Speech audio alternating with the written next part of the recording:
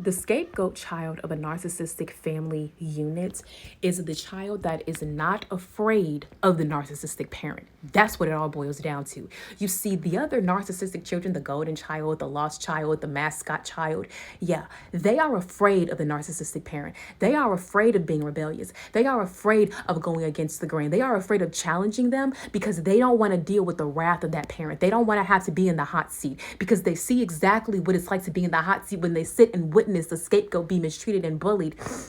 And that's exactly why the enablers, the other children of narcissistic abuse, are the bystanders. They sit back and watch their sibling be abused, but they don't even stand up for them. But if it was the other way around, then that means that the scapegoat child will be sitting there defending their sibling. But the scapegoat child doesn't get that, right? But let me tell you, the scapegoat child, they're not afraid of the narcissistic parent because they see right through them. They see them as a coward. They see them as weak. They see them as somebody that has the devil living right inside of them. And that scapegoat child, their spirit is strong. They have the spirit of discernment. They can see that demon living inside of their parent. And because they know how strong they know how strong they are in spirit, they know how they have so much divine protection. They look at that spirit in the eye and they're like, you don't scare me. You don't scare me, because the rest of them, they are afraid of that demon. They are afraid of what that demon can do. And you're just like, you know what? I didn't dealt with you my whole life, that you didn't ran out of tricks, you didn't ran out of antics. So I'm not afraid of you. So when it gets to a point, when I tell you, I had a moment when one time my narcissistic dad was was abusing my little niece. That's my baby. That's my June bug. That's my baby. Okay. Not the baby, the big girl. Okay. So those are all my nieces, y'all. Those are not my children. I don't have any children.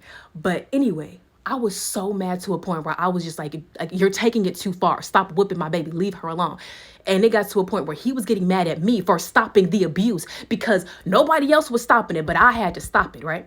And when I got to a point where I was so mad at him, I just kept looking him in the eye like,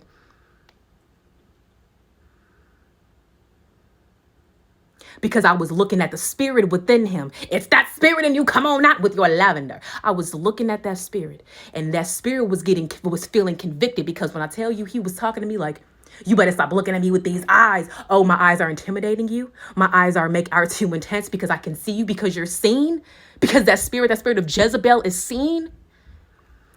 Come on now. Black sheep. If you're the black sheep of your family, you are the strongest. You have to be the strongest. You have to be that turning point. You got to be able to face the devil in the face and say, you don't scare me. That is exactly why the narcissistic parent doesn't even want you around, because you challenge them too much. You challenge their authority. You challenge their abuse. They don't want to be challenged. They want to be able to be enabled. You don't enable them. That's why they can't stand you, because you're not allowing them to be abusive.